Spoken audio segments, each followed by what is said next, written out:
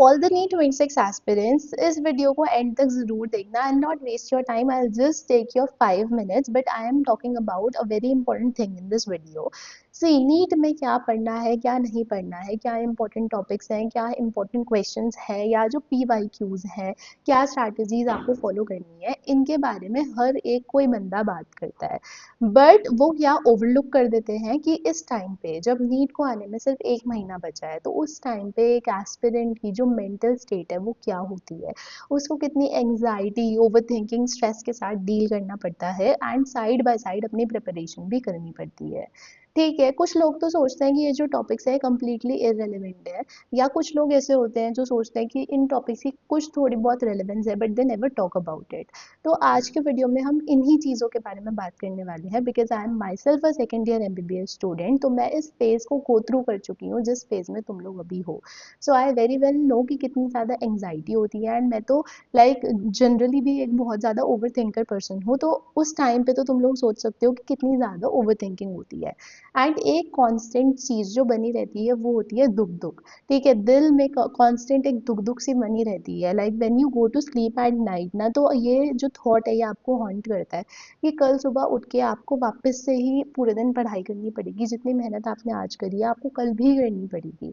अगर आप सोचते हो कि मैं कोई डे ऑफ ले लूँ, किसी दिन मैं अपनी इंजॉयमेंट करूँ, तो स्टिल डूइंग दैट इंजॉयमेंट वाला थिंग, दिमाग में यही चीज़ चलती रहती है कि यार नीट आने में 1 महीना बचा है, अभी मेरा ये रहता है, वो रहता है, वो रहता है, एंड स्टिल आप कुछ इंजॉय कर भी नहीं पाते हो। लोग कहते हैं it's just an exam but it is not just an exam. ठीक है, ये जो स्टेटमेंट है कि सिर्फ एक एग्जाम ही तो है, एक पेपर ही तो है, ठीक है, इसमें इतना सोचने की क्या ज़रूरत है, ये स्टेटमेंट यूजुअली उन लोगों से आती हैं जिन्होंने खुद कोई कॉम्पिटिटिव एग्जाम्स दिए नहीं होते हैं अपनी लाइफ के अंदर।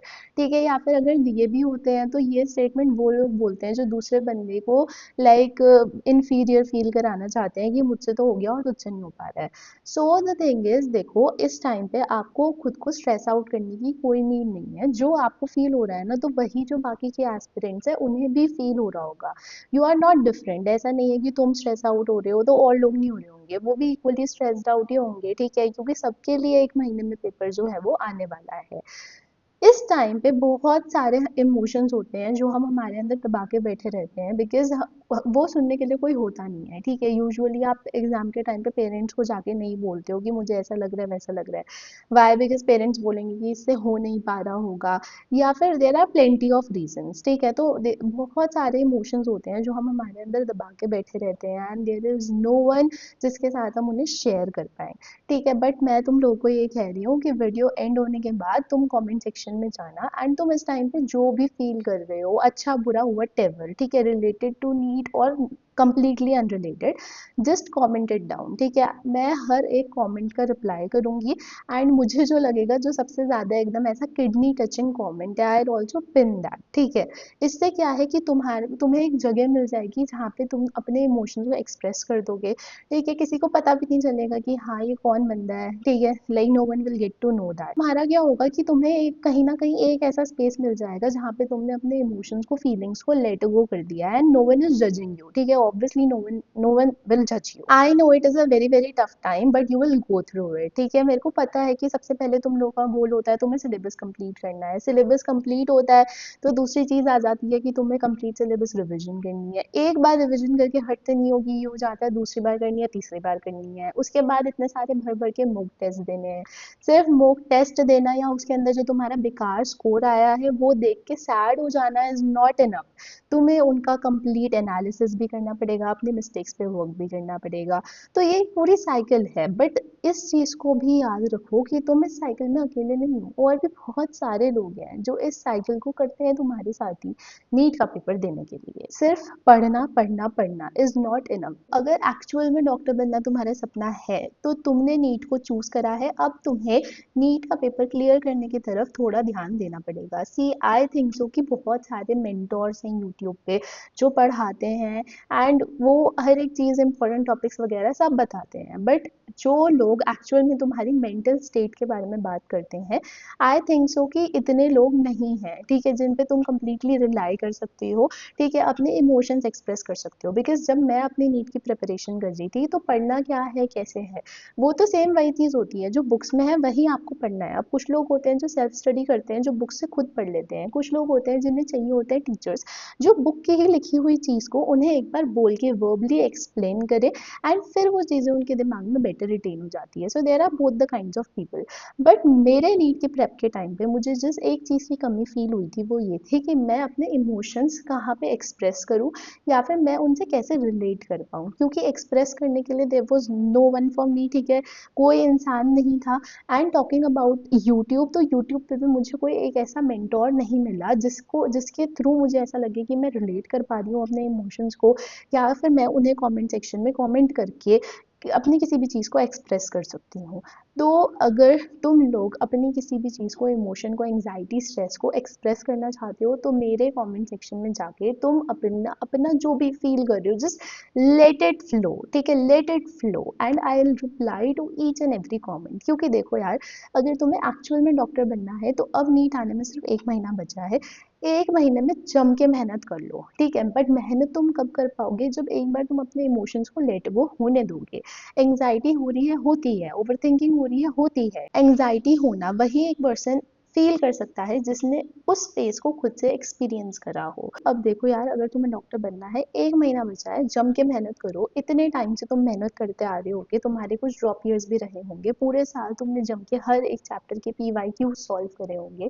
तो 1 महीने में अपने किसी भी मेंटल थिंग को अपनी प्रिपरेशन करने से मत रोकना। क्यों? क्योंकि देखो, मैं ये नहीं कहूँगी कि एक बार तुम्हारा नीट क्लियर हो जाएगा तो तुम्हारी लाइफ बहुत ज़्यादा फैंसी हो जाएगी और फिर तुम्हें कोई मेहनत नहीं करनी पड़ेगी। देखो, लाइफ इतनी फैंसी तो नहीं होने वाली है, ठीक है। As you can see my hostel room, तो वो भी तुम्हें कुछ इतना ज़्यादा बढ़ चढ़ के कुछ फैंसी नहीं लग रहा होगा। लाइफ रहेगी, बेसिक ही रहेगी, बट आपके अंदर, आपके मन में वो एक सेल्फ सेटिस्फैक्शन होगी कि अब आप डॉक्टर बनने की तरफ हो, ठीक है, अब आप डॉक्टर बनने के उस पाथवे में आ चुके हो जिसमें अगर आपने कॉन्स्टेंटली मेहनत करी तो एक दिन आप डॉक्टर बन जाओगे। तो ये चीज़, ये जो एक सेटिस्फैक्शन है वो आपके दिमाग में रहेगा। बाकी अगर आप पहले से कुछ सपने में ना लो कि लाइफ बहुत ज़्यादा फैंसी हो जाएगी या फिर तो कॉलेज में आके बिल्कुल भी पढ़ना नहीं पड़ता है, तो ऐसी सारी चीज़ें तो नहीं ही होने वाली हैं। देखो, यूजुअली ये जो सारी चीज़ें होती हैं, एंग्जाइटी, स्ट्रेस, ये क्या करती हैं, ये आपको जो भी चीज़ आप कर रहे हो उसमें रोकती हैं, ठीक है। अगर मान लो कि मैं आज कोई चीज़ कर रही हूँ और उसके अंदर मुझे एंग्जाइटी हो रही है कि यार मैं कर पाऊंगी नहीं कर पाऊंगी, या ये तो मुझसे हो ही नहीं पाएगा, या फिर इसे एक्चुअल में करने की नीड है या नहीं है, या फिर मुझे ओवर थिंकिंग हो रही है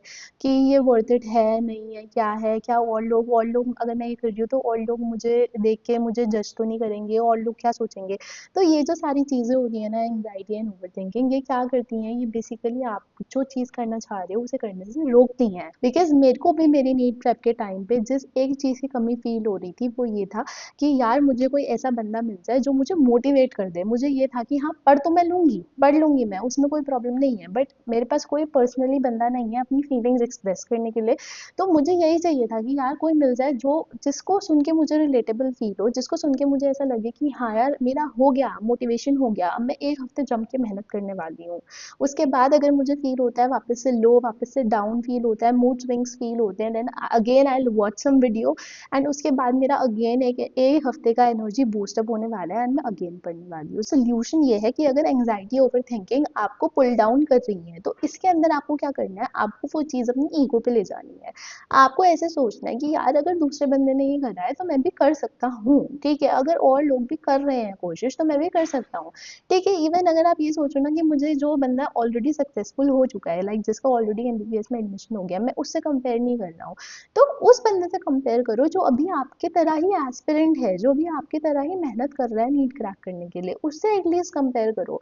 क्यों? क्योंकि देखो, आपका IQ दूसरे बंदे से कम है, वो समझ में आ गया कि हाँ ठीक है, दूसरा बंदा आपसे ज़्यादा इंटेलिजेंट है, बट मेहनत मेहनत तो दूसरा बंदा आपसे ज़्यादा कर रहा है ना, ठीक है। मेहनत तो ऐसा कुछ नहीं है ना कि जो बाय बर्थ होती है, जैसे इंटेलिजेंस अगर हम मान के चले कि ठीक है आप इतने इंटेलिजेंट नहीं हो, so that is something acceptable, but मेहनत मेहनत अगर आप नहीं कर रहे हो तो वो तो आपकी खुद की काम चोरी है ना।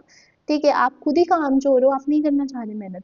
तो चीज को अपनी ईगो पे लेके जाओ, ये सोचो कि अगर मेरे को डॉक्टर बनना है तो मैं भी नीट का पेपर क्लियर करूंगा। ठीक है, अगर और कोई बंदा क्लियर कर रहा है तो मुझे भी क्लियर करना है, मैं भी मेहनत करूंगा। तो चीज को अपनी ईगो पे लेके जाओ, क्योंकि देखो ईगो पे चीज ले जाना इज नॉट ऑलवेज बैड। ठीक है, बुरी जगह पे ईगो इज बुरी, एंड अच्छी जगह पे अगर आप अपनी ईगो को ला रहे हो तो वो अच्छे आउटकम्स लाता है। ठीक है, चीज को लाइक अपना ऐसा एटीट्यूड बनाओ कि हाँ मुझे पेपर क्लियर करना है, मुझे भी एमबीबीएस करना है, वो भी एक गवर्नमेंट मेडिकल कॉलेज से करना है, मुझे अपने पेरेंट्स को प्राउड फील कराना है, मुझे खुद से भी सेल्फ सेटिस्फाइड होना है लाइफ के अंदर। तो चीज को अपने ईगो पे, अपने एटीट्यूड पे लेके जाओ कि अगर और कोई कर रहा है और कोई कैपेबल है उस चीज को करने के लिए, तो व्हाई नॉट मी, मैं क्यों नहीं, मैं भी करूंगा और मैं भी करना चाहता हूँ और उसके लिए मैं मेहनत करूंगा। मैं ये नहीं कह रहा कि हर एक चीज मुझे मेरे लक के बेसिस पे मिल जाए, कि मुझे ये भी चाहिए, मुझे ये भी चाहिए, मुझे वो चीज मिले जिसके लिए एक्चुअली मैंने मेहनत करी है, मैंने अपना 100% दिया है। ठीक है, बिकॉज अगर आपने किसी चीज के लिए अपना 100% दिया है, फिर आपको वो चीज मिले या ना मिले, you will not care about that, you will be happy कि at least you tried, you give your best. ठीक है, एक्चुअल में best. So this is it for this video.